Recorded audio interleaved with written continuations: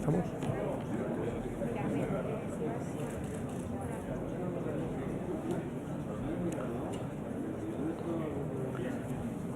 Muy bien.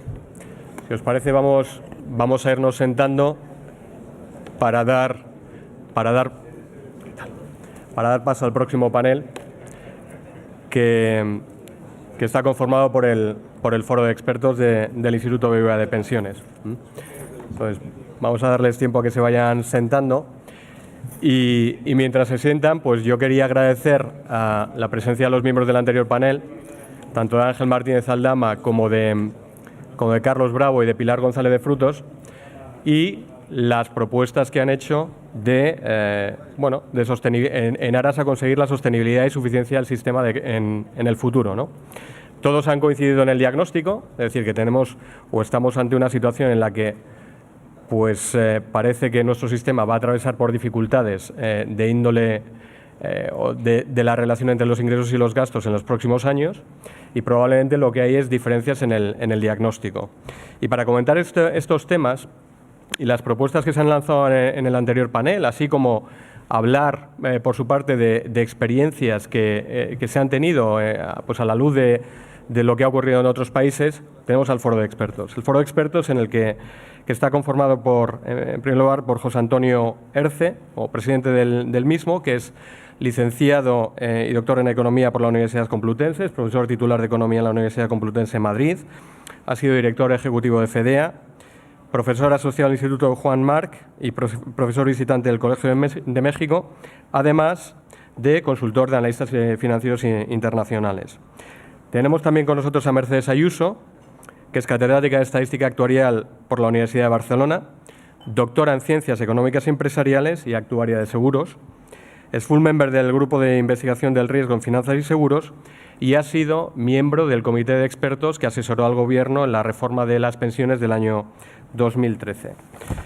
Con nosotros también está Jorge Bravo, que es profesor de Finanzas y Economía en la Universidad Nova de Lisboa, doctor en Economía cum laude por la Universidad de Évora, máster en Economía Monetaria y Financiera cum laude por la Universidad Técnica de Lisboa, y bueno, toda una serie de cargos y un currículum impresionante que tampoco me voy a extender, porque si no, no terminaríamos y no llegaríamos a iniciar el debate, ¿no?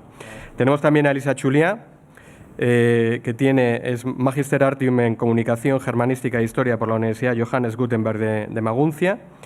Es maestra en Ciencias Sociales por el Centro de Estudios Avanzados en Ciencias Sociales, doctora en Ciencias Políticas y Sociología en la Universidad Complutense de Madrid y profesora titular de la Facultad de Ciencias Políticas.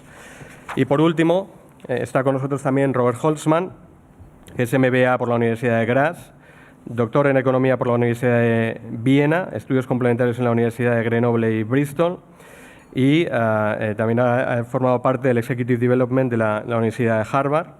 Ha sido economista senior de la OCDE, del Fondo Monetario Internacional, en la parte de Fiscal Affairs, y ha sido director senior del Social Protection and Labor Department del Banco Mundial y catedrático de la Universidad de Saarland y profesor de la Universidad de Viena. Muchas más otras cosas que tampoco me voy a extender de nuevo. Así que, si les parece, y con el fin de comenzar este debate, a mí me gustaría que pudiéramos empezar con los miembros del foro de expertos comentando lo que han sido las intervenciones de los anteriores ponentes. Y por empezar, quizás por José Antonio como presidente del mismo, una de las propuestas que se han lanzado, uno de los planteamientos que se han hecho, en este caso por Carlos Bravo, es la necesidad de complementar los ingresos del sistema a través de cotizaciones sociales y a través de una financiación mixta apoyada por los impuestos. Y mi pregunta para José Antonio es, ¿qué opinas de esta propuesta?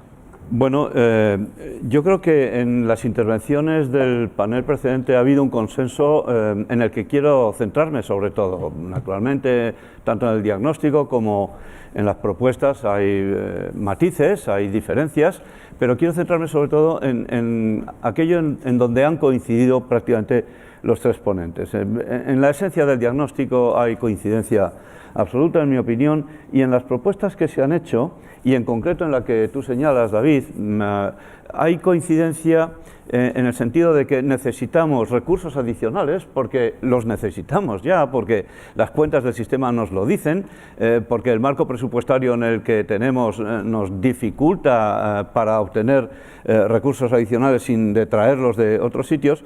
Y el consenso que yo he visto es que efectivamente, aunque sea transitoriamente, y enfatizo este aspecto, debemos de tratar de equilibrar las cuentas del sistema. Transitoriamente, por unos pocos años, porque no tenemos recursos y ese marco presupuestario es muy estricto, pero al tiempo que lanzamos, y esto ya es de mi cosecha, reformas más sustantivas, más radicales en muchas materias y sobre todo en una parte del diagnóstico en donde apenas se ha mostrado la opinión de los anteriores intervinientes, que es en el hecho de que esto, que de alguna forma es el leitmotiv desde que hemos empezado esta jornada en el día de hoy, de que vamos a vivir cada vez más, estamos viviendo cada vez más, nuestros hijos van a vivir 100 años o más, y que es una excelente noticia, sin embargo requiere una adaptación mucho más intensa de la que hemos hecho hasta ahora. Y esto interpela sobre todo a la sociedad y a la responsabilidad colectiva e individual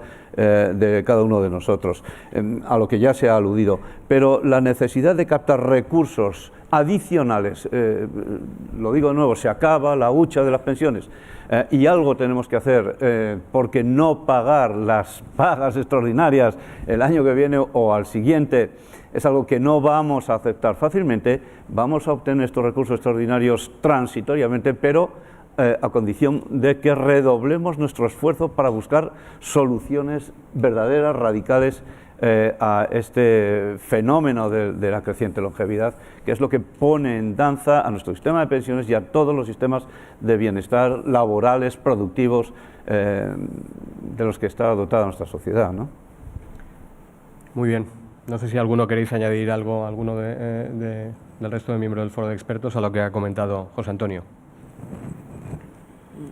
Si no, pasamos a la siguiente pregunta. Vale, pues si os parece, la siguiente pregunta, en este caso iría para Jorge Bravo. Me refería sobre todo a la intervención que ha tenido Pilar González de Frutos en relación con la necesidad de que haya una equivalencia actuarial entre las aportaciones y prestaciones del sistema. Yo creo que ha salido aquí, se ha comentado en este momento, el sistema de pensiones en España tiene un déficit del 1,5% del PIB, pero eso es en términos corrientes, estamos hablando de un sistema de reparto en el que no está clara que exista una equivalencia actuarial entre lo aportado a lo largo de la vida laboral y lo percibido en el momento de la jubilación. Me gustaría conocer tu opinión sobre qué te parece si en un sistema de reparto como el que tenemos en España es preciso hablar en esos términos, en la necesidad de una equivalencia actuarial entre cotizaciones y prestaciones percibidas. Bueno, buenos días. Voy a intentar hablar en castellano. Perdonad mi mala pronunciación. Si algún momento me siento embarazado con mi castellano, me voy a cambiar al inglés, ¿ok? Bueno, los sistemas de pensiones tienen diferentes funciones. Hay funciones redistributivas, de protección social, de mínimos sociales, y hay funciones de ahorro. La mayoría de los sistemas contributivos son encarados por la gente como sistemas de ahorro. Ahorro colectivo que se hace por intermedio de los gobiernos, de las generaciones, y eso hace que la gente encare el mecanismo de contribución a los sistemas públicos como un mecanismo de ahorro. Y ese mecanismo de ahorro puede ser un mecanismo que sea puramente solidario, donde no hay cualquier relación entre las contribuciones y las prestaciones, o puede ser un mecanismo de ahorro donde hay una relación estricta de contributividad. Y yo creo que a la mayoría de las personas, cuando hablamos de los sistemas contributivos, les gustaría tener un sistema donde hay una relación actuarialmente neutra entre lo que se contribuye, lo que se va a percibir, por una cuestión de incentivos, por una cuestión de propiedad sobre las contribuciones que se están entregando a un sistema público. A pesar de no haber una reserva financiera que va a soportar las pensiones, hay un sentimiento de propiedad que hasta ahora la gente lo entiende como el número de años de cotizaciones que se hace al sistema, pero en un sistema actuarialmente neutro se haría a través del importe que se canaliza a los sistemas. Y yo creo que la mayoría de la gente, cuando se les cuestiona, se les gustaría tener en el sistema contributivo, repito, una relación estricta entre lo que se entrega y lo que se percibe. Les gustaría tener eso. Y creo que la mayoría de los sistemas de reparto en España, en Portugal, en los países europeos, con excepción de los países donde hay un sistema de cuentas nacionales, no tiene esa relación estricta entre contribuciones y cotizaciones. Otra cosa son las prestaciones sociales, son los mínimos, son las pensiones para las carreras quebradas, para los casos de discapacidad. Ahí hay una función social y creo que ahí nadie se va a quedar sorprendido y nadie se va a cuestionar que haya una redistribución de renta entre los que tienen más ingresos y los que tienen menos ingresos. Pero, repito, una cosa son los sistemas contributivos, donde los incentivos a la cotización, a la participación al mercado laboral, a la entrega de las cotizaciones, tiene que ver con las prestaciones. Otra cosa son cuestiones de naturaleza social, redistributiva, donde obviamente yo creo que el link actuarial no hace sentido, porque ahí el motivo es otro, es diferente, es la solidaridad no solamente entre generaciones, entre personas de la misma generación. No sé si alguno quiere añadir algo más sobre esta cuestión. Yo estoy totalmente de acuerdo con lo que intervengo por la parte quizá actuarial, ¿no? Estoy totalmente de acuerdo con lo que dice Jorge. Hay que tener muy claro la diferencia que hay entre trabajar entre generaciones y dentro de una generación, porque son conceptos que a veces no se manejan con la precisión necesaria. Cuando estamos hablando entre generaciones, estamos hablando de una mirada, de una visión que es dinámica en el tiempo, es decir, tenemos que ver cómo las diferentes generaciones van cambiando y eso cómo afecta al sistema. Cuando hablamos dentro de una generación, realmente estamos en un momento, nos fijamos, ¿no? Tenemos una foto respecto a un grupo de personas que están en el tiempo, ¿de acuerdo? Y que se ven afectadas en ese momento por unas determinadas condiciones. Y es importante para lo que él está diciendo, es decir, en el cálculo actuarial, porque acaban siendo conceptos que a veces no son suficientemente conocidos, es muy importante tener en cuenta cómo transcurren las probabilidades, cómo cambian las probabilidades a lo largo del tiempo. Mira, nosotros desde el punto de vista estadístico siempre hablamos de un concepto fundamental que es el concepto de estacionariedad, que seguro que cuando estudiaban pues en algún momento se lo explicaron, pero que cuando luego preguntas en clase, oye, ¿qué es un proceso estacionario? Pues es difícil de recordar. Es muy fácil de explicar. Algo estacionario es algo que en términos de probabilidad se mantiene en el tiempo. Y esto no ocurre en muchas cosas, pero sobre todo no ocurre en demografía, ¿de acuerdo? Entonces, tenemos que pensar o empezar a pensar en sistemas de pensiones, en sistemas de seguridad social en general, que tengan en cuenta o que intenten de alguna manera incorporar esta dinamicidad que se puede ver en el comportamiento poblacional. Y aprovecho para decir que es muy importante tener en cuenta este comportamiento en el marco de todas las pensiones contributivas, es decir, en la pensión de jubilación, que quizás es la que más estamos trabajando, la que más he trabajado hasta ahora, pero también en otras pensiones, como puede ser la pensión de viudedad, ¿de acuerdo? Un tema que ahora está muy candente, que se empieza a oír hablar mucho y que se puede ver muy afectado también por este comportamiento a lo largo del tiempo desde un punto de vista demográfico, no solamente en términos de supervivencia, que también, es decir, la probabilidad de supervivencia no es la misma para una persona casada que para una persona viuda y por tanto afecta al sistema, pero se ve también muy afectado por unos cambios demográficos en general, global, es decir, un cambio estructural, yo diría, en el comportamiento, por ejemplo, del mercado laboral, que incide directamente en el cálculo de la pensión. Bueno, ya que has sacado el tema de la viudedad y orfandad, precisamente era una cuestión sobre la que quería preguntarte, porque, bueno, pues en los últimos tiempos y a la luz de lo que ha comentado el propio Carlos, estamos hablando de que tenemos una situación de déficit importante de la seguridad social, en este momento en el entorno del 1,5% del PIB, que para ponerlo en euros son más de 15.000 millones de euros anuales. Y una de las cosas sobre las que se ha venido, o una de las posibles medidas que se ha venido barajando últimamente, incluso a nivel de partidos políticos, hubo alguna intervención del secretario de Estado de Seguridad Social en el Congreso sobre esta cuestión, era la posibilidad de alguna forma sacar determinadas contingencias que a día de hoy están cubiertas por la Seguridad Social, como son las prestaciones de viudedad y orfandad, y dejar de ser financiadas a través de un sistema de cotizaciones sociales de carácter profesional y pasar a ser financiadas a través de la imposición general. Hay que tener en cuenta que en nuestro sistema de seguridad social todos nosotros tenemos la misma base de cotización, no la misma base, las mismas tipos de cotización, por ejemplo, en el régimen general, pero las circunstancias personales son distintas. Es decir, hay personas que son solteras y no devengan prestaciones de viudedad, hay personas que no tienen hijos y no devengan prestaciones de orfandad, pero sin embargo, digamos que a mismo salario, mismo régimen de cotización, mismas cuotas abonadas al sistema. Mi pregunta es, este planteamiento de sacar de alguna forma la viudedad y la orfandad del sistema Mercedes, ¿cómo lo ves? Es decir, como alternativa a otra de las opciones que se están barajando, que es la de integrar o allegar más recursos al sistema vía financiación por impuestos. Mira, a mí me gustaría tomar una de las frases que más se han dicho en las intervenciones precedentes, ¿no? Y es que hay que hacer un diagnóstico de la situación. Yo creo que para tomar decisiones hay que intentar hacer un diagnóstico más o menos aproximado. Ya sabe que trabajamos con estadística y que el error es algo que siempre ponemos en primer lugar en pantalla. Sabemos que vamos a cometer errores. Yo lo que creo que tenemos que intentar es, de alguna manera, realizar una estimación sobre lo que supone una pensión de viudedad, sobre todo tratando de evitar trasladar el problema de un sitio a otro. Quiero decir, o sea, vamos a mirar al conjunto, ¿no? Al sistema, a nuestro sistema en su conjunto. ¿Y qué nos dice la situación actual en términos de pensiones de viudedad?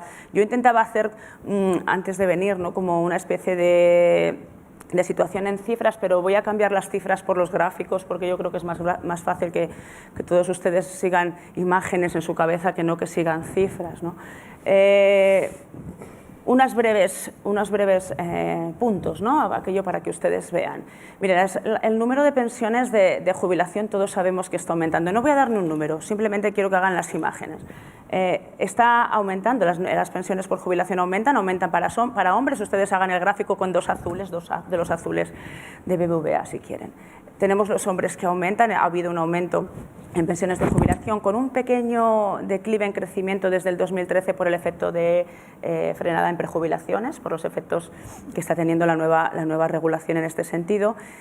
Y pongamos debajo a las mujeres. Ya sé que no podemos diferenciar entre hombres y mujeres porque tenemos una normativa unisex, pero yo les tengo que decir que desde un punto de vista técnico nos resulta prácticamente imposible no hacerlo porque el comportamiento es totalmente diferenciado para hombres y para mujeres. Si ponen las mujeres en este gráfico que todos ustedes tienen en su mente, en las pensiones asociadas al sexo femenino están aumentando de forma prácticamente lineal. Las pensiones de viudedad, notablemente superiores para las mujeres que para los hombres, evidentemente por las consecuencias de lo que hemos tenido en nuestro pasado. Hay que tener en cuenta cuál fue el origen de la pensión de viudedad en España, por qué se creó la pensión de viudedad, ¿correcto? Entonces hay que ver si realmente esos orígenes son los mismos, volviendo a esta estacionalidad que yo les decía al principio, es que las cosas cambian, ¿de acuerdo? Entonces, tenemos unas pensiones de viudedad notablemente superiores en número, me refiero para las mujeres, los hombres muy por debajo, pero también creciendo, poquito a poquito, pero también creciendo. Les diría que los incrementos en pensiones de viudedad de hombres en términos marginales han sido superiores en los últimos años. Bien, y tenemos algo que es muy importante para nosotros, que es la concurrencia de pensiones. Y es que nuestro sistema nos permite que una misma persona pueda cobrar simultáneamente las dos pensiones, eso sí, con el tope máximo, pero hagan este gráfico en relación a hoy una persona que está trabajando, que está casada, pasa a ser viuda y que concurren las dos pensiones. Lo digo para que empiecen a calcular cómo se puede llegar a cuantías superiores, ¿vale?, de forma, bueno, al menos más acentuada de lo que ha venido pasando hasta ahora. Y ahora desplacen su mente unos años antes, me refiero antes de los 65, y empecemos a pensar de los 55 a los 65. ¿Y qué pasa de los 55 a los 65? Y podría ser más precisa, simplemente para que hagan un poco la foto.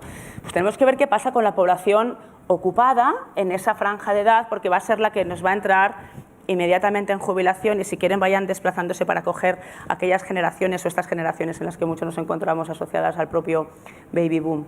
Bueno, pues si tenemos en cuenta el comportamiento de la población ocupada entre los 55 y los 65 años, que son los que van a entrar de manera relativamente inminente en jubilación, vemos que esa población, ese comportamiento es creciente también. Es decir, el número de personas, el número de ocupados en esa franja de edad no ha caído como en otras franjas precedentes.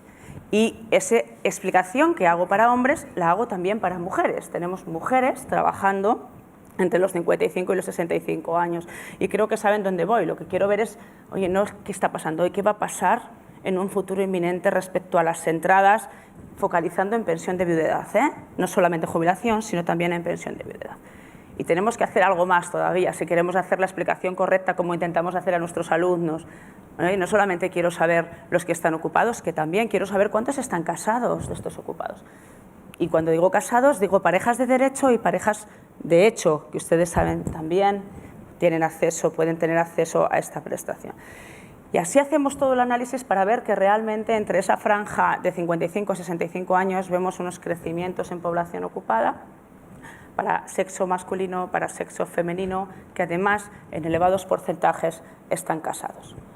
Esto es lo que nos vamos a encontrar en los años venideros, es decir, vamos a tener un grueso de población que por sus características demográficas, y repito, no solamente refiriéndonos a probabilidad de mortalidad, que quizás es lo que solemos hacer más las personas que trabajamos en el ámbito actuarial, sino a criterios globales, ¿no?, de sociedad, nos vamos a encontrar un grueso de personas que van a entrar en el sistema, bueno, con unas determinadas condiciones que probablemente muchas de ellas den lugar pues esto a una concurrencia con unos efectos que tenemos que tener controlados. Mi respuesta, por lo tanto, yo creo que primero tenemos que ser capaces, ¿no?, de alguna manera de cuantificar ese efecto y mirar el efecto que puede tener nuestro sistema en general. Es decir, evidentemente, si nosotros sacamos toda la prestación por viudedad de esta parte contributiva, lógicamente el sistema desde el punto de vista contributivo va a ser más sostenible porque vamos a tener que pagar menos pensiones, sobre todo si no tocamos la otra parte, ¿correcto? Es decir, 23.000 millones en concreto. Correcto. Ahora, hemos de ver si esa parte, que si no cambia nada, es decir, y seguimos estando con nuestra misma dinámica, que yo no digo que tenga que ser mala ni buena, digo que es la que es, y es lo que hay que adaptarse a esta forma, a este sistema que tenemos, si es que no cambia, ¿correcto? Lo que acabará ocurriendo es que tendremos un monto, ya no sé si llamarle, sí, seguirán siendo pensiones, ¿de acuerdo?, que tendrá que ser cubierto, bueno, pues por otras vías de financiación que siempre hay que valorar si realmente las tenemos, si son disponibles, si tienen otras repercusiones. No sé si más o menos se entiende. Muy bien, pues si os parece pasamos a Robert.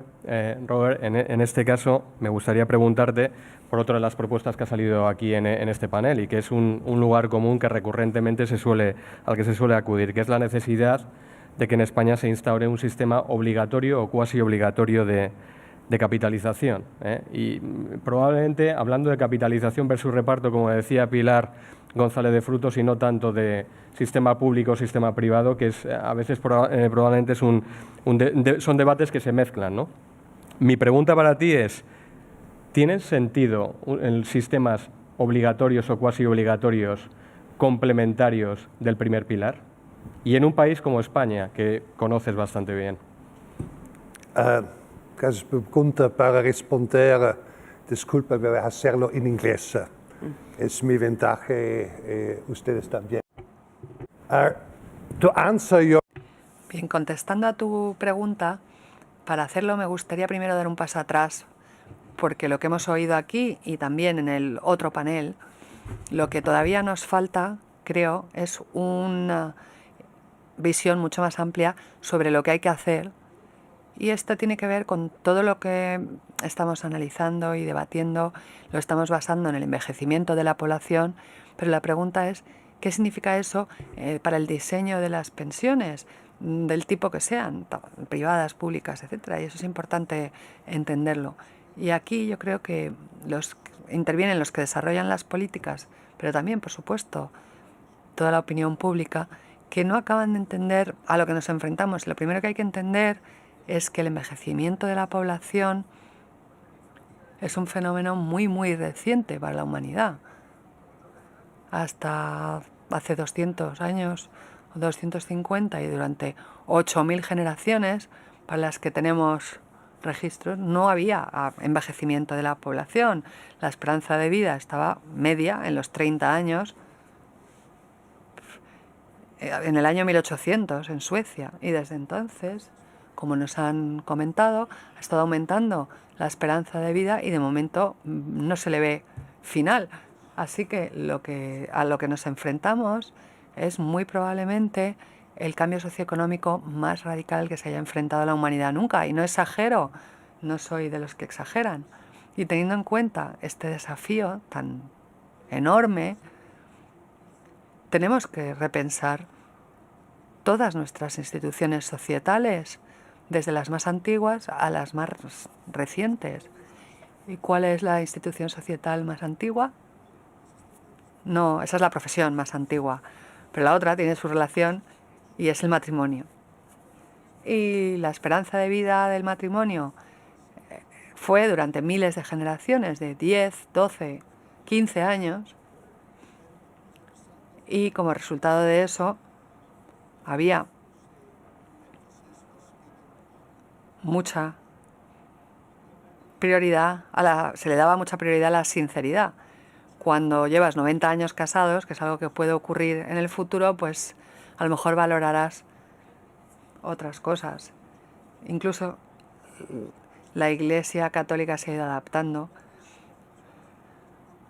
en sus definiciones del matrimonio. Pero ¿cuál es la institución más reciente de la humanidad? Probablemente la seguridad social y el estado del bienestar, que cuando se definió había algo de envejecimiento, pero no se notaba todavía, y por lo tanto se diseñó de una manera en la que había una edad de jubilación fija, y como resultado de eso, pues han surgido ahora el problema de tenerle que decir a la gente que el envejecimiento no es una ola que puedas atravesar, sino que es algo a lo que hay que enfrentarse, y que la edad de jubilación, tal y como la definimos en la actualidad, va a tener que retrasarse de los 60 a los 70, a los 80, a los 90, a lo que sea, según vaya aumentando la esperanza de vida. Y para hacer eso,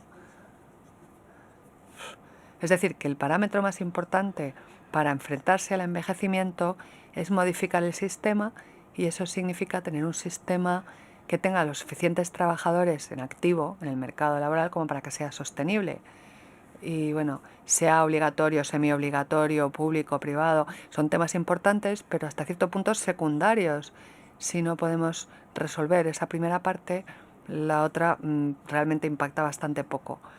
Y aquí lo que estamos viendo ahora con respecto a los desarrollos a nivel nacional es que efectivamente los sistemas de pensiones popularizados por el Banco Mundial desde el año 94 son un concepto que en todos los países está bastante bien asimilado, y la respuesta al envejecimiento ha llevado a distintos tipos de reformas, y según el alcance y la dirección de esas reformas, mejor permiten la sostenibilidad del sistema público, permitiéndole reaccionar a los cambios en el mercado de trabajo y a las demandas del envejecimiento, y más fácil será establecer sistemas suplementarios. Los sistemas suplementarios, como las pensiones profesionales obligatorias, tienen su propósito, pero también tienen sus limitaciones, y el objetivo es, o su propósito, y empezó, como empezaba diciendo el representante sindical aquí, un elemento adicional, además de ingresos, que permite fidelizar, y tiene que ver también con los procesos de permanencia en la empresa, la capacitación, y ese es un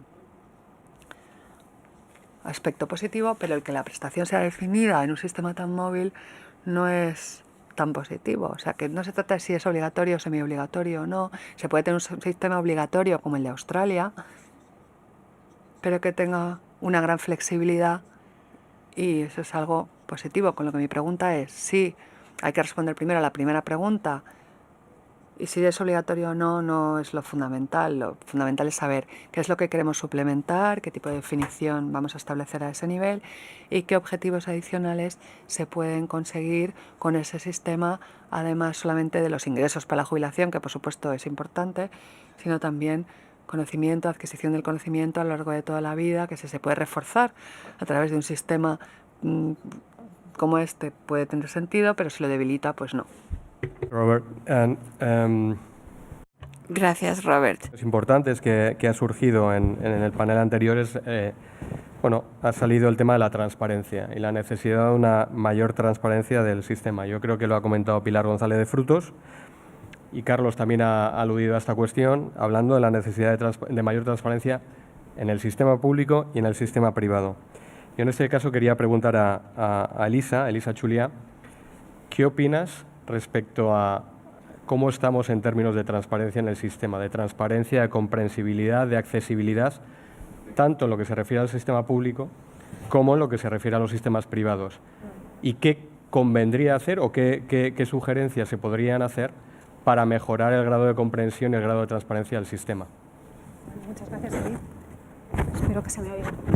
Muchas gracias por la pregunta, anticipando también que... No sé si se te oye, perdóname.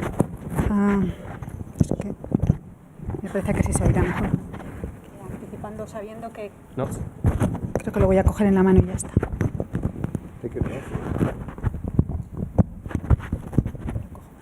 Sí, decía que anticipando... ¿Se escucha ahora? Sí.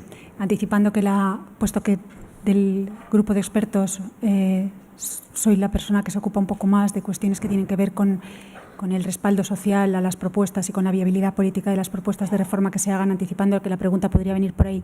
He estado mirando datos de encuesta. Lo que me preguntas básicamente es qué sabe la gente sobre nuestro sistema de pensiones. Tenemos algunos datos, de acuerdo con los cuales no sabe demasiado en términos de información concreta. Y luego lo que tenemos muchos datos que a mí me parece importantes, me parece que deberíamos conocer también los que nos ocupamos de estos temas, es lo que piensa la gente en general sobre pensiones, prestaciones sociales, estado del bienestar e impuestos. Y ahí tenemos la suerte de que el Centro de Investigaciones Sociológicas hace todos los años una encuesta sobre opinión pública y política fiscal. Y tenemos una suerte añadida y es que este año, por razones de agenda del centro, la ha anticipado, con lo cual tenemos los resultados de julio de 2016 del CIS. Aparte tenemos también la encuesta que patrocina el Instituto BBVA de pensiones, de la que ya se llevan 3 oleadas, sobre comportamientos más específicos acerca del ahorro y las pensiones. Bueno, yo lo que diré también es que a pesar de todo, de que tenemos estas fuentes, la información con la que contamos y es con la que trabajamos en buena medida los sociólogos cuando hablamos de lo que la gente piensa o sabe, es relativamente frágil porque es información procedente de encuestas representativas de la opinión pública, ¿no? Pero bueno, como decía, tenemos estas encuestas del CIS que a mí me parece que apuntan en una dirección interesante que es importante poner sobre la mesa, y es que los españoles manifiestan en general opiniones bastante contradictorias con respecto a impuestos y prestaciones. Por ejemplo, según datos de julio de 2016, como les decía, más de 6 de cada 10 españoles piensan que pagamos mucho en impuestos y piensan que la sociedad se beneficia poco o nada de los impuestos y cotizaciones, lo cual podría llevar a pensar que serían favorables a propuestas que reduzcan a lo mejor el nivel impositivo o que refuercen la intervención del sector privado, pero no es así. Otras preguntas, de manera muy clara, ponen de manifiesto que a la hora de optar por mejores servicios y más impuestos o por menos impuestos y peores servicios, la sociedad española se escora claramente a favor de más impuestos, mejores servicios. Igualmente, dice que se destinan muy pocos recursos, nada más y nada menos que entre un 60 y un 65%, que se destinan muy pocos recursos, por ejemplo, a sanidad, a seguridad social, es decir, a que las funciones sociales del Estado están infrafinanciadas. Bueno, esto es lo que sabe la sociedad o lo que opina la sociedad, y para nosotros esto es muy importante porque no parece que este punto de partida sea bueno para que la gente se haga cargo de que va a tener que responsabilizarse más también de su propio futuro cuando sea jubilados. Se dirá también que aquí hay una contradicción, como decimos que por una parte estamos pagando muchos impuestos, pero por otra parte decimos que están infrafinanciados algunos servicios. Bueno, también se resuelve a través de las encuestas este enigma, y es el siguiente: la gente cree que se comete mucha fraude, que hay mucha corrupción, que hay mucha evasión fiscal. Entonces, como decía, esta es la situación. Es un buen punto de partida para avanzar hacia propuestas como la que se han propuesto, como las que se han planteado aquí esta mañana. Pues podría decirse que no, pero por otra parte yo tampoco creo que sea tan mal punto de partida. ¿Por qué? Porque hasta donde sabemos, y esto lo vamos a comprobar también con la nueva encuesta de pensiones que estamos del Instituto BBVA Pensiones, cuyo trabajo de campo se está realizando en estos momentos, la gente tiene la idea de que el sistema de reparto, nuestro sistema de prestación definida y nuestro sistema de reparto funciona en realidad en gran medida como un sistema de cuentas nacionales. La gente cree que va a cobrar lo que ha aportado y muchas veces cree que va a recuperar menos de lo aportado, de tal manera que recuperar lo que ha aportado no le parece mal. Es decir, ¿qué hay debajo de esto? Hay una sensación de que es justo recuperar lo que se ha aportado. Y a mí esto me parece muy importante. Este es un buen punto de partida, a pesar de todos estos que he dicho anteriormente y que no apuntan tampoco en la buena dirección. Otro buen punto de partida lo tenemos en la encuesta, lo tienen ustedes también en el papel que se les habrá entregado en la documentación. Bueno, hay una pregunta planteada en la última encuesta sobre pensiones patrocinada por el BBVA. ¿Cree usted que es necesario ahorrar para complementar la pensión que le corresponda cuando se jubile? Bueno, pues un 89% de la población dice sí. Luego, este es un dato también muy importante, es decir, la gente piensa cosas que a veces pueden resultar inconsistentes, como no queremos más impuestos, pero sí queremos mejor prestación. Pero más allá de estas inconsistencias que están en la propia vida, lo que la gente está haciendo es pensando ya, poniendo su cabeza en la situación en la que van a tener que ahorrar más, y tampoco, como digo, piensa mal acerca de la propuesta de que las contribuciones que ha pagado o que las pensiones se vinculen de una manera actuarialmente neutral con las contribuciones que ha hecho. Como digo, no son malos puntos de partida. Otra cuestión es la de si a la gente le parece bien ahorrar o no. A la gente le puede parecer, cree que tiene que ahorrar y le puede parecer relativamente bien ahorrar, pero luego tenemos un problema sobre los que los sociólogos pues tratamos de dar muchas vueltas, y es que hay buena parte de la población que no puede permitirse ahorrar, y hay otra parte de la población, y tampoco se puede ocultar, para la cual el coste-oportunidad de ahorrar es demasiado elevado porque tiene otros gastos que prefiere o tiene otras preferencias respecto al gasto, ¿no? Pero además hay una parte de la población que no es fácil estimar, pero bueno, podemos coger índices como, por ejemplo, la tasa o el porcentaje de población en riesgo de pobreza está situado en torno al 22%. Esa es gente cuyos ingresos están por debajo del 60% de la mediana de renta disponible. Esa gente no puede ahorrar. Y luego hay que añadirle a esa gente otros que pueden ahorrar escasamente, muy escasamente, y otros que dicen, pues quizá no ahorro porque tengo preferencias de gasto que son más importantes para mí en este momento. Entonces, eso no lo podemos olvidar, ¿no? Muy bien, muchas gracias, Elisa. Yo voy a hacer una pregunta más a cada uno y luego, si os parece, damos paso al auditorio para las cuestiones que tenga. Sí. Y en este caso voy a continuar con José Antonio y me gustaría preguntarte, José Antonio, sobre la cuestión que recientemente ha sido noticia en los periódicos, que es la propuesta del Bundesbank de elevar la edad de jubilación a los 69 años y el hecho de que el Parlamento sueco, por ejemplo, lleva ya tiempo discutiendo la posibilidad de retrasar la edad de jubilación a una franja que están evaluando entre los 75 y los 80 años. Mi pregunta es, ¿acabaremos jubilándonos a los 80? Mi respuesta es que sí, que no sé cuántos de aquí acabaremos jubilándonos a los 80, pero que es un hecho. Si la tendencia a la longevidad es la que mencionaba Robert y es en la que todos creemos que se va a seguir dando, que nuestros hijos de luego se acabarán jubilando a los 80 o más allá de los 80. Ahora no hay ningún país que tenga efectivamente activa una edad de referencia. Hoy ya no podemos hablar de edad legal de jubilación, una edad de jubilación de referencia en su sistema superior a los 67 años, y muy pocos países la tienen hoy, a este día de hoy, a los 67 años. Muchos estamos transitando y a lo mejor estamos en los 65 y X meses, cercanos a los 66, pero no mucho más. Definitivamente sí. ¿Qué sucede entonces? Que deberíamos de reformular por completo la manera de pensar en la edad de jubilación. Pensemos en la longevidad. Yo lo digo de broma, hasta hoy, pero a partir de hoy lo voy a empezar a decir en serio, después de escuchar al fantástico Emilio Duró, ¿no? No me interesan las pensiones, me interesa la longevidad. El hecho de que cada año vivimos 2 meses y medio más que el precedente, y no digamos las cohortes nacidas en este año o el que viene, van a vivir más que eso, porque incorporan más factores de longevidad que las ya vivas, ¿no? Entonces, empecemos a calcular el momento de jubilarnos como la esperanza de vida que nos corresponderá en cada momento, menos X.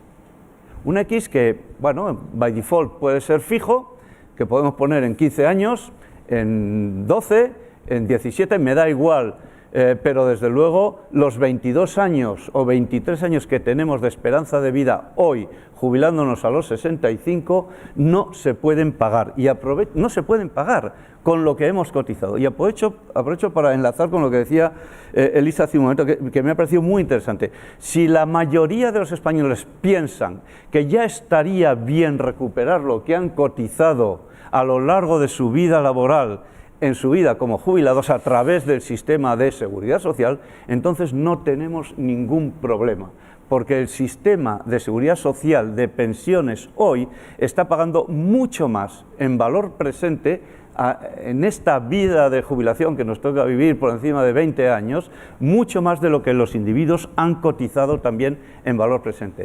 ¿Y sabéis para qué pensiones la ratio entre el paquete, la riqueza de pensión que el sistema te promete cuando te jubilas hoy y lo que tú has pagado hasta llegar a este punto es el mejor, esa ratio? Para las pensiones mínimas. Las personas que han cotizado toda su vida por la base mínima reciben una riqueza de pensiones, que hoy por hoy es una promesa, pero para los jubilados que han fallecido ayer se ha materializado, una riqueza de pensiones muchas veces superior a lo que han cotizado. Las pensiones máximas compensan en un múltiplo, nada desdeñable, las cotizaciones que se han pagado por la base máxima. Si el pueblo español está dispuesto, otra cosa es que se le haya explicado eso bien, está dispuesto a aceptar, recuperar lo que han cotizado en toda su vida, con un pequeño rendimiento nominal, a través de la pensión vitalicia que les corresponde, no tendríamos ningún problema de sostenibilidad, ninguno. El problema lo tenemos porque la Seguridad Social promete varias veces lo que hemos cotizado a lo largo de toda nuestra vida. Ahí radica el problema, en mi opinión. Muy bien, gracias, José Antonio. Yo tenía ahora una pregunta para Mercedes, además que enlaza yo creo que con lo que estaba comentando el propio José Antonio, ¿no? Que cuando se alude a la necesidad de equilibrio actuarial del sistema entre aportaciones y prestaciones, se alude de manera continuada o al menos de manera recurrente a las ventajas que un sistema nacional tiene en este ámbito, ¿no? Yo mi pregunta que te quería hacer es si efectivamente un sistema nacional, que por definición también es un sistema de reparto, tiene ventajas respecto a lo que a día de hoy tenemos y por qué puede favorecer un mejor equilibrio entre lo aportado y lo percibido a lo largo de la vida. A ver, el sistema de cuentas nacionales, yo creo que ya lo has explicado de manera apropiada en la propia pregunta, ¿no? En primer lugar hay que saberlo definir bien, lo digo porque a veces tendemos a confundirlo. Un sistema de cuentas nacionales no es un sistema de capitalización, es un sistema de reparto. Lo que pasa es que cambia un concepto fundamental y es que en lugar de hablar como el sistema que tenemos actualmente en España, que es un sistema de prestación definida, pasamos a hablar a un sistema de contribución definida. Y quizá esa es una de las diferencias fundamentales que hemos de tener encima de la mesa. Como sistema de contribución definida, permite de alguna manera trabajar desde el punto de vista actuarial de una manera más cómoda, digamos, es decir, nos permite ir incorporando estos cambios en probabilidades de supervivencia que vamos observando en la sociedad, ¿de acuerdo?, que vamos teniendo en todas las sociedades, no solamente en España, de una manera más precisa. Nos permite trabajar con esa dinamicidad que yo estoy intentando que quede patente, ¿no?, en todos los que estamos en la sala, que estamos delante de procesos dinámicos, de cosas que van cambiando y que tenemos que adaptar los sistemas a esa dinamicidad que se nos presenta en la sociedad. Es un sistema de reparto de contribución definida en el cual tenemos un abanico de opciones más amplio a actuar. Es decir, si tenemos en cuenta un poco la dinámica fundamental, y yo creo que Robert lo puede explicar todavía de manera más precisa, porque él realmente sí que es un sabio en el tema, tenemos, digamos, 3 patas fundamentales para que ustedes lo entiendan bien. Tenemos una parte base, un primer pilar, como el que tenemos ahora mismo en España, ¿de acuerdo? Una contribución que nos va a permitir una pensión para todo el mundo. No nos olvidemos de que sea cual sea el sistema, la pensión tiene que existir, ¿de acuerdo? Es decir, pensiones va a haber, tiene que haber, ¿correcto? Y esas pensiones no solamente han de ser sostenibles, sino también suficientes. Lo digo porque es una premisa que siempre tiene que estar encima de la mesa como punto de partida. No solamente tenemos que garantizar una sostenibilidad, sino también una suficiencia de prestación. Por tanto, hay un primer pilar que iría, yo diría así, ¿no?, claramente dirigido, ¿no?, a garantizar este mínimo de pensión, esta cantidad que nosotros establecemos como punto de referencia. Hay una segunda pata que está muy asociada a lo que podríamos llamar planes de pensiones de empleo. Y lo mismo, planes de pensiones de empleo que tenemos que saber trabajar o explicar con la claridad suficiente. Estamos muy acostumbrados a hablar de los planes de empleo como planes complementarios, quizá con una visión privada, ¿no?, que no sé si nos ayuda demasiado. Es decir, no podemos evitar pensar, cuando hablamos en sistemas complementarios de empleo, en un sistema asegurador por detrás, con lo que eso puede conllevar. No tiene por qué ser así. Es decir, estamos pensando en un sistema, un segundo pilar, vamos a llamarlo así, de complementariedad ligado al mercado laboral, ¿de acuerdo?, que puede estar perfectamente dinamizado desde un punto de vista privado junto a un sistema público, que esto es lo que normalmente se hace, por ejemplo, en un sistema sueco, ¿correcto? Y hay un tercer pilar, y fíjese que nos estamos refiriendo a los 3 pilares que todos tenemos en mente, en el cual hay una pequeña aportación, y digo pequeña porque realmente es pequeña comparado con las otras 2, que es una aportación voluntaria, fomentando lo que es el ahorro de la persona en relación a su vida futura, ¿de acuerdo? Es decir, tenemos que también empezar a pensar en este futuro que tenemos por delante. Por lo tanto, hablar de un sistema nacional, desde mi punto de vista, tiene ventajas importantes en cuanto a las posibilidades que nos da de acople a ese cambio que se puede producir, sobre todo desde el punto de vista demográfico. Repito que, al menos para mí, es un factor fundamental. Es decir, es evidente que la parte económica, yo creo que lo he dicho muchas veces, la parte económica evidentemente es fundamental, porque cuando tenemos una productividad elevada, cuando tenemos unos flujos migratorios que al menos en el corto plazo nos ayudan. Cuidado que los flujos migratorios tienen efectos a corto pero también a largo. Quiero decir que la gente puede tener, cuando está trabajando, también adquiere derecho a pensión, ¿de acuerdo? Pero cuando tenemos unas condiciones económicas favorables, bueno, pues todo parece más sencillo. Yo lo que quiero que ustedes piensen es en ese factor demográfico que es el que es, y que les puedo asegurar que con todos los escenarios que hemos manejado, y en este caso dentro de los trabajos que hacemos dentro del foro de expertos, con Robert en este caso y con Jorge, ¿no?, trabajando en lo que es la proyección de escenarios, cogiendo escenarios, mire, yo lo digo de todo tipo, es decir, escenarios, no sé si pesimistas, optimistas, que sí, es decir, cuando ustedes miran los escenarios de proyección de organismos internacionales hay un abanico de escenario, ¿de acuerdo? Tenemos el comportamiento, vamos a decir, en la media, que a mí las medias no me acaban de convencer porque me gustan más las medianas, ¿no? Pero las medias, cuidado con las medias, que también trabajamos mucho con medias en pensiones, y ahí hay unos flecos, ¿no?, en los extremos que nos tocan mucho, pero sí que es verdad que es una medida muy popular y se entiende bien. Además de los escenarios medios o medianos, ¿de acuerdo?, que también la consideramos, hay escenarios optimistas, escenarios pesimistas. Lo que sí que les puedo decir es que para España los escenarios en términos demográficos no nos permiten, al menos ahora, hablar de cambios significativos, por ejemplo, en unas tasas de natalidad o de fertilidad, porque ya tenemos una experiencia, un recorrido hacia atrás en años importantes para poder proyectar, y no parece que esto esté cambiando, ¿de acuerdo? Entonces,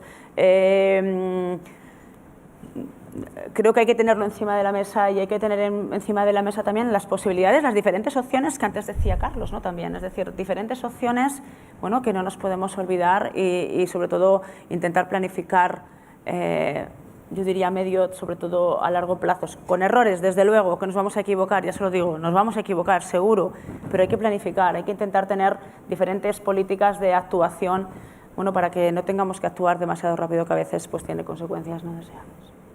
Muy bien, muchas gracias. Si os parece, 3 últimas preguntas, muy rápido, 2 minutos cada uno máximo, si os parece, y seguiría con Robert. Al hilo de todo lo que estamos hablando, la pregunta son 2 en una. Es cómo están afrontando otros países la creciente insuficiencia de recursos para atender los sistemas de pensiones, algo que nos está pasando en España, pero que también está ocurriendo en otros países, porque el fenómeno de la longevidad es global. Y, por tanto, ¿qué implicaciones podría tener esto o qué enseñanzas puede tener para un caso como el español?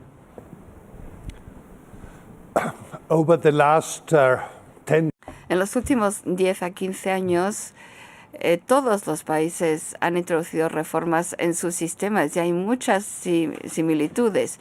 Estaban bajo presión y por eso tuvieron que hacer reformas, acercando más a las aportaciones a los beneficios. También con se jugó también con la edad de la jubilación y más recientemente se ha aumentado la edad de jubilación en línea con una mayor longevidad. Bueno, pues todas estas cosas se ocurren de forma automática en un sistema de contribución definida.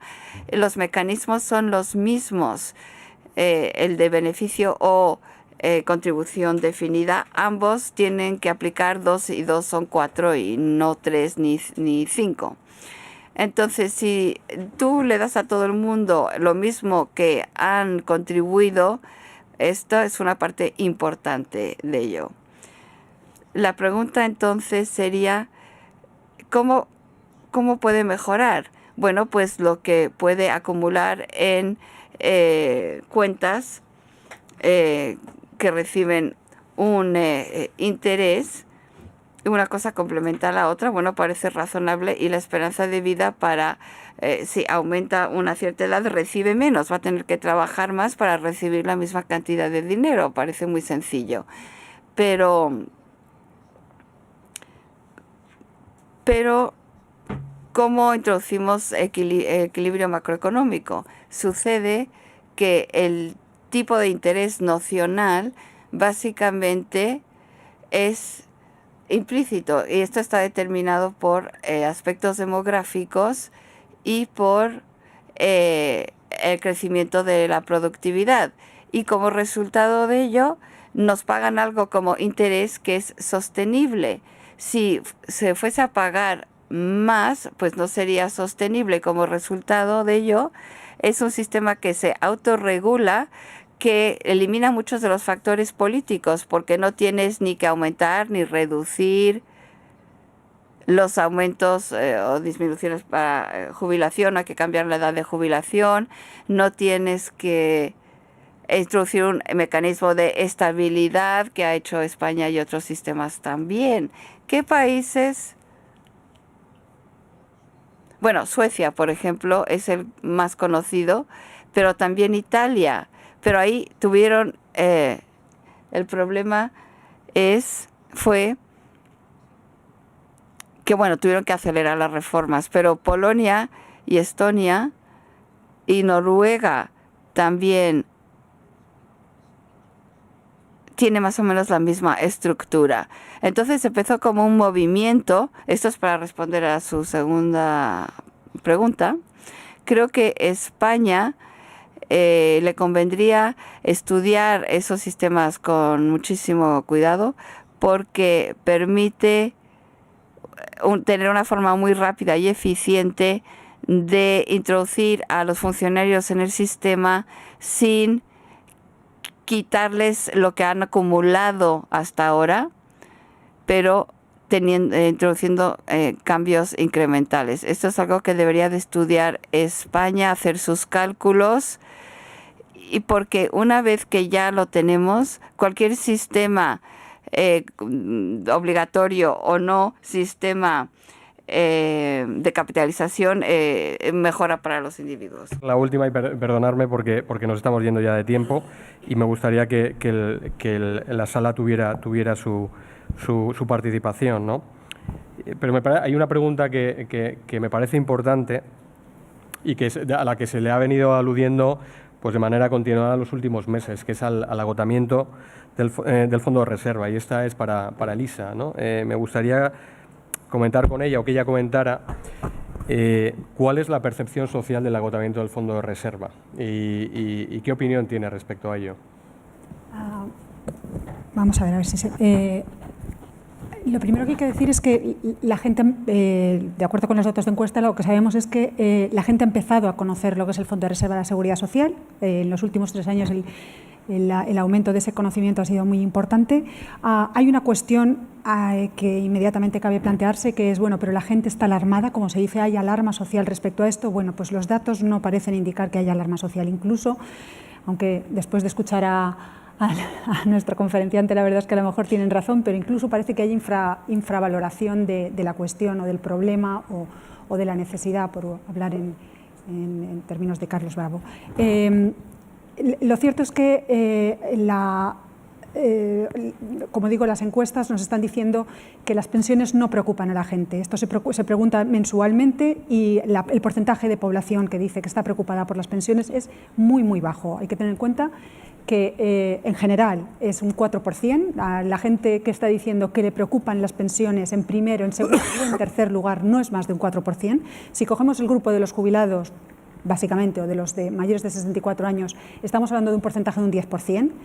Si les preguntamos ya estrictamente, y a usted personalmente qué le preocupa más, entre los jubilados ese porcentaje llega al 25%, tampoco es para exagerar, porque hay que tener en cuenta que se está preguntando por los 3 problemas que más les preocupan.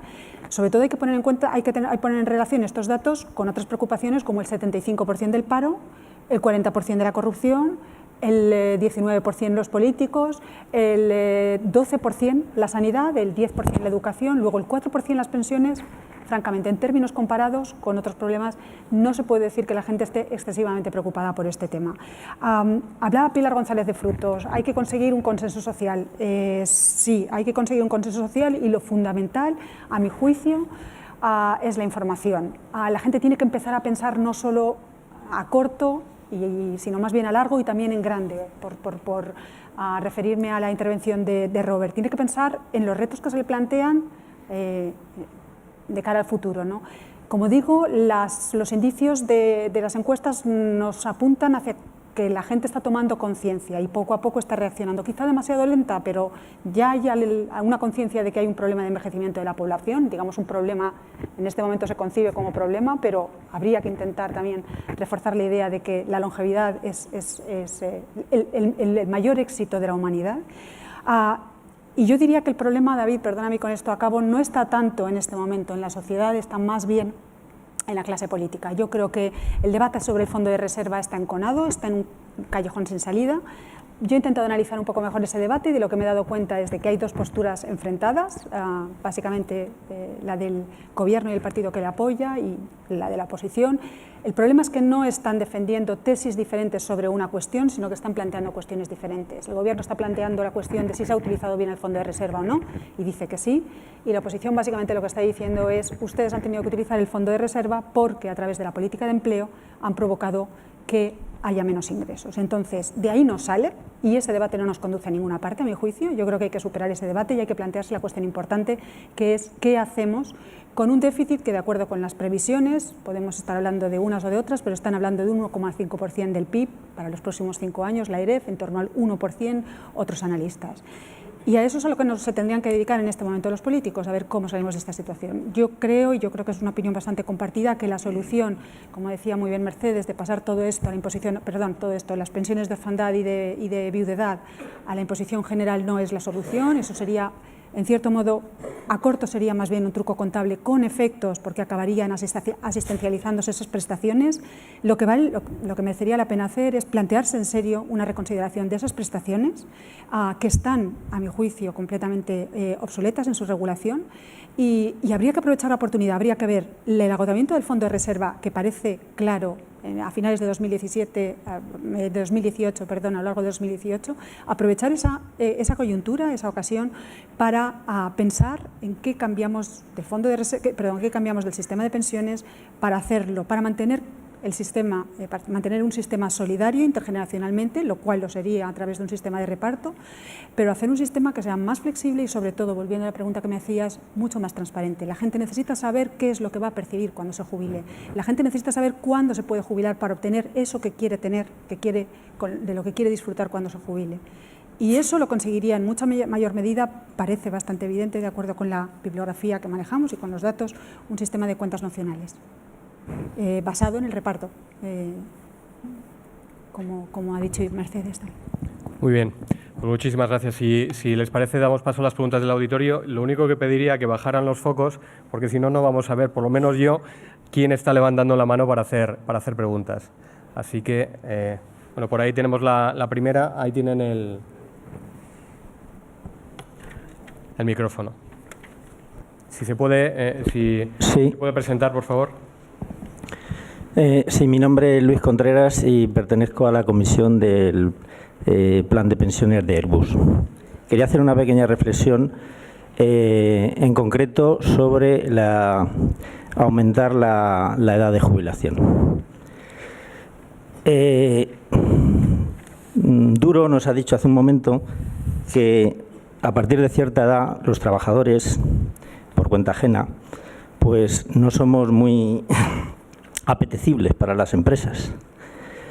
Realmente el aumento de la edad de jubilación, yo lo veo así, es una fórmula más de reducir la pensión, porque en el fondo lo que vamos a hacer es aumentar la diferencia que va a haber entre la edad real de jubilación y la edad legal de jubilación.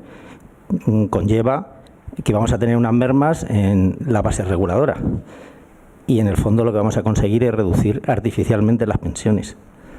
Entonces, si aumentamos la edad de jubilación, que es lo que se ha hecho con la última reforma, sin que haya un plan claro para mantener a los trabajadores de más de 55 años en el mercado laboral, lo que vamos a hacer es automáticamente, salvo en el tema funcionarial, porque ni siquiera la gran empresa va a mantener a un trabajador hasta esa edad, vamos a reducir las pensiones en general, vía con las mermas establecidas entre la edad real de jubilación y la edad, vamos a poner, marcada para jubilarte. O sea, un mecanismo más de solucionar un problema que es reducir las pensiones en el fondo. Entonces me gustaría qué planes o qué propuestas hay para mantener en el mercado laboral a trabajadores por cuenta ajena que a partir de cierta edad difícilmente van a encontrar trabajo, que es la realidad sobre todo aquí en España y supongo yo que en toda Europa. Bien, respondo yo, si te parece. En realidad tenemos un problema muy serio en el mercado de trabajo, que es su incapacidad para incorporar a nuevos entrantes, ¿no? Por razones de edad o por razones de que una persona desea renovar su permanencia en el mercado de trabajo a partir de una cierta edad.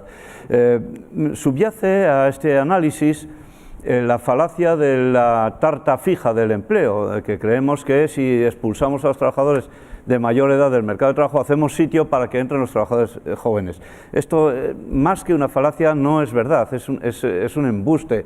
En ningún país avanzado en donde las tasas de participación de los trabajadores mayores son más elevadas, la tasa de desempleo de los trabajadores jóvenes es elevada. Todo lo contrario, en países donde la permanencia de los trabajadores de cierta edad es mayor, son aquellos donde hay menos parados jóvenes. No son sustituibles en absoluto esos trabajadores. Lo que sí hay que hacer es introducir reformas en la educación, en la formación continua, en las propias empresas, que surjan empresas del siglo XXI, de verdad, no las del siglo XX que todavía tenemos, que entiendan que un trabajador puede estar trabajando muchísimos años. Por otra parte, es absolutamente imprescindible que equiparemos la edad real, como la has definido, la edad efectiva, con la edad legal. Esa distancia tiene que recorrerse de una vez por todas, cuanto antes, y que si hay casos de jubilación anticipada respecto a esa edad de referencia, o hay casos en los que las personas quieren seguir trabajando más allá de esa edad de referencia, pues entonces que tengan las penalizaciones y las compensaciones actuariales justas, que no las tienen en la actualidad. Eso es lo que desequilibra también el sistema. Pero yo no veo por qué retrasar la edad de jubilación, la efectiva estoy pensando, no solamente la legal, que es la que marca un poco el horizonte, pero también la efectiva, es tan incomprendido por parte de la sociedad. Si entramos cada vez más tarde a trabajar, vivimos cada vez más, no podemos pretender salir cada vez antes del mercado de trabajo. Por ese álgebra vital es insostenible por definición, y de hecho la compulsión que muchos analistas tenemos y, en fin, en este debate sobre la edad de jubilación, de retrasar la edad de jubilación para adaptarla a los increíbles avances de la esperanza de vida, radica precisamente en preservar las pensiones de las personas que cuando se jubilen van a vivir 20, 25, 30, 35, 40 años. ¿Cómo se estira el chicle? Cuando ya está todo cotizado, ¿vale? No hay marcianos que nos vayan a pagar esos incrementos de esperanza de vida. Si puedo añadir alguna cosa más que ya lo hemos reflexionado entre nosotros y lo tenemos escrito en los papeles del instituto. La verdad es que el incremento de la edad de jubilación es, desde el punto de vista de macroeconómico y microeconómico, la mejor solución que existe para solucionar el problema de la longevidad. Desde el punto de vista macroeconómico, porque si tienes una generación creciente de dependientes que va a vivir con base a las contribuciones e impuestos pagados por una fatiga cada vez menor de trabajadores, solo hay una forma de solucionarlo: o disminuyes los beneficios, o te incrementas las contribuciones, o vas a tener que prolongar la vida laboral. Desde el punto de vista microeconómico, lo mismo. Cuando uno se ecuaciona la posibilidad de retirarse antes con un menor beneficio y poder prolongar un poco su permanencia en el mercado de trabajo y disfrutar en la jubilación de condiciones mejores en términos de renta y de condiciones de vida, yo creo que nadie, y los estudios muestran esto, nadie se va, la mayoría de las personas prefiere quedarse un poco más a retirarse con un beneficio menor. La cuestión siguiente es cómo hacerlo, porque enunciarlo es fácil, concretizarlo es difícil. Y nuestra visión conjunta es que hay tres requisitos esenciales, que son: hay que mantener los trabajadores saludables, y eso requiere políticas de salud, de prevención, de mejoría de las condiciones laborales, de investimiento en la prevención y no en la cura. Hay que mantener los trabajadores calificados. Nosotros sabemos que hay una curva de productividad, y para contestar esa curva de productividad hay que incrementar la cualificación durante todo el espectro de vida laboral, y eso requiere mucho de los sistemas públicos, pero también de los sistemas privados, con la importancia que tienen las compañías en mantener sus trabajadores calificados. Y finalmente, hay que mantener los trabajadores motivados. Y aquí eso solo se consigue normalmente con sistemas de incentivos que generen un beneficio a aquellas personas que deciden mantenerse en el mercado de trabajo versus aquellos que deciden salir un poco más temprano. Una de las formas de hacerlo es, ya lo hemos propuesto aquí, es caminar hacia sistemas de beneficio de contribución definida, que tienen implícito en su forma de funcionamiento un incentivo a la prolongación de la vida laboral versus los sistemas de beneficio definido. Termino en un segundo, David.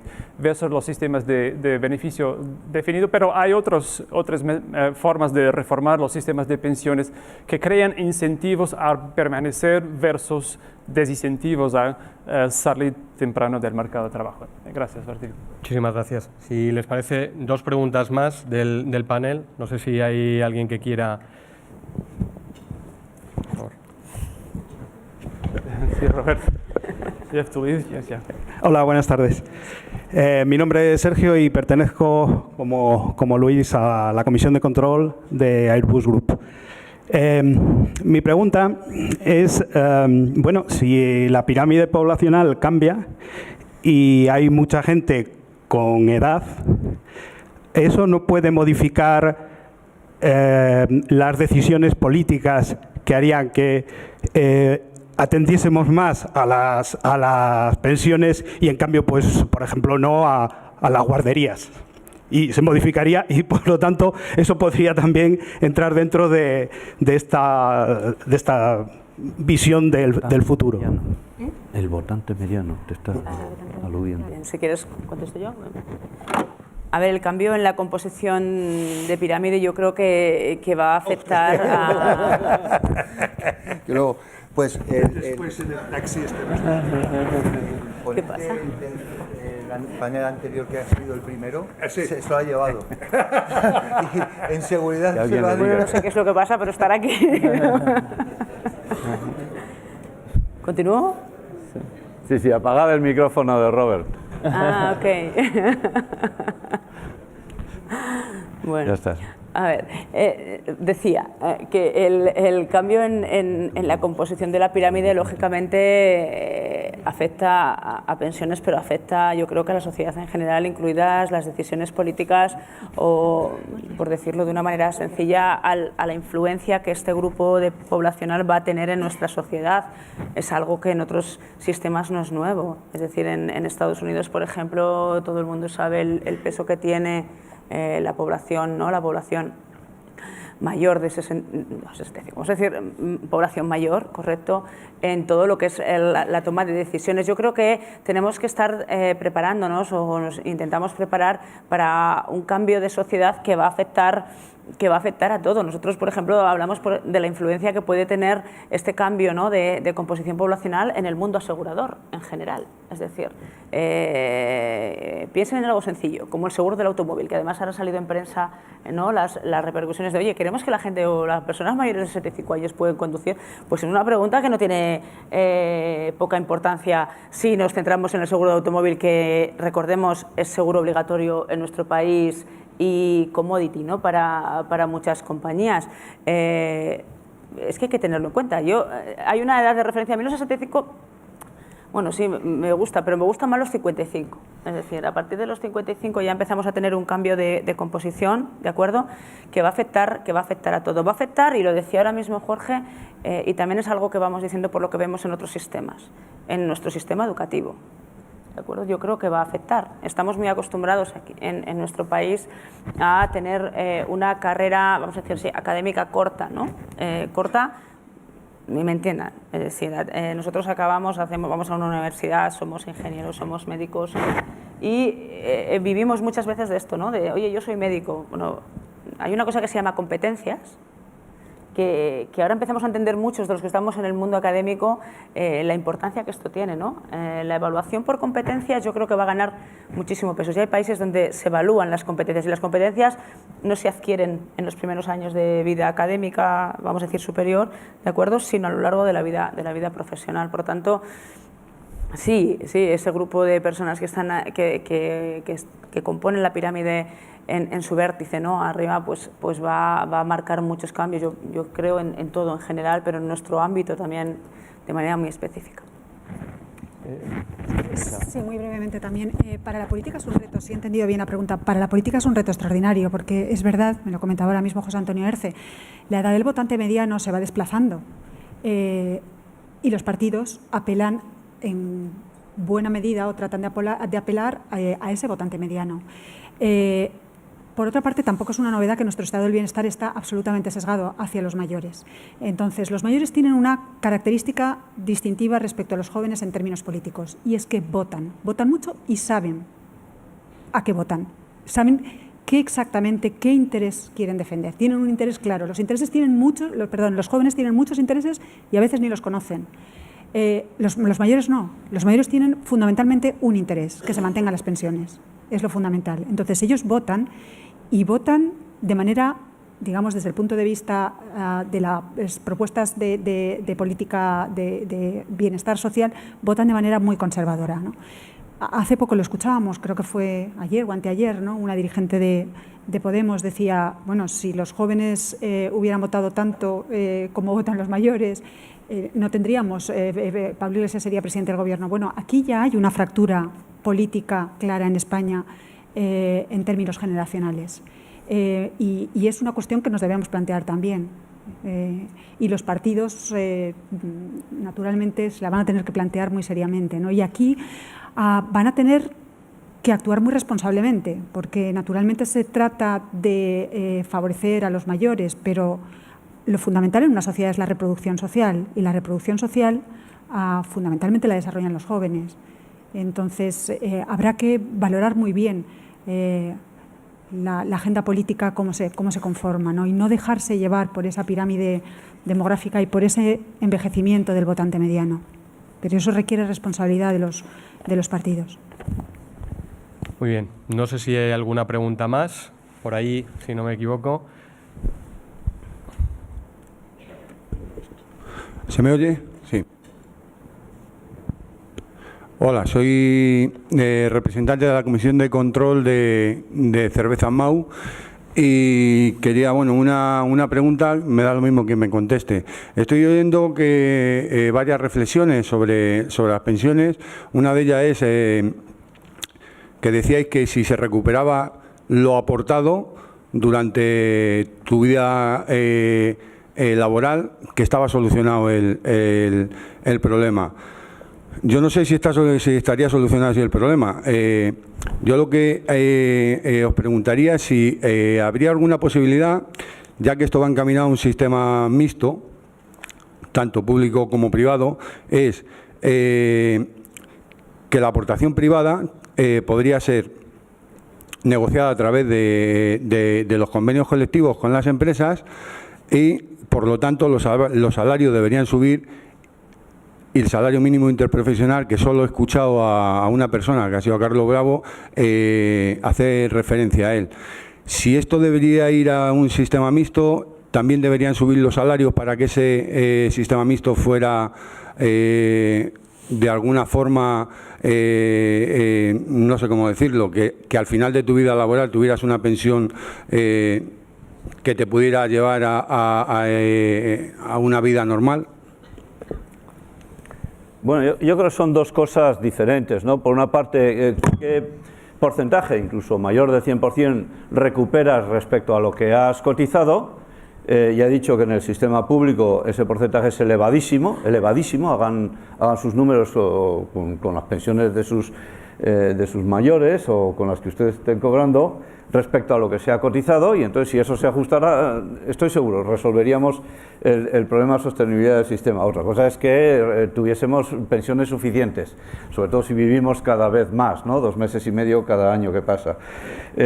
Y el otro problema es el hecho de meter en convenio las aportaciones a los planes de empresa. Yo creo que el factor limitante de la escasa popularidad de los planes de empresa hasta la fecha, en los 20 y tantos años que lleva el sistema en marcha, es justamente ese, que no hemos encontrado todavía la manera de introducir en los convenios con un coste razonable, porque coste tiene que tener para todas las partes, para los trabajadores y para las empresas, porque en definitiva eso es salario diferido, no se nos olvide, pero además apropiado por el propio trabajador, que tiene su cuenta individual.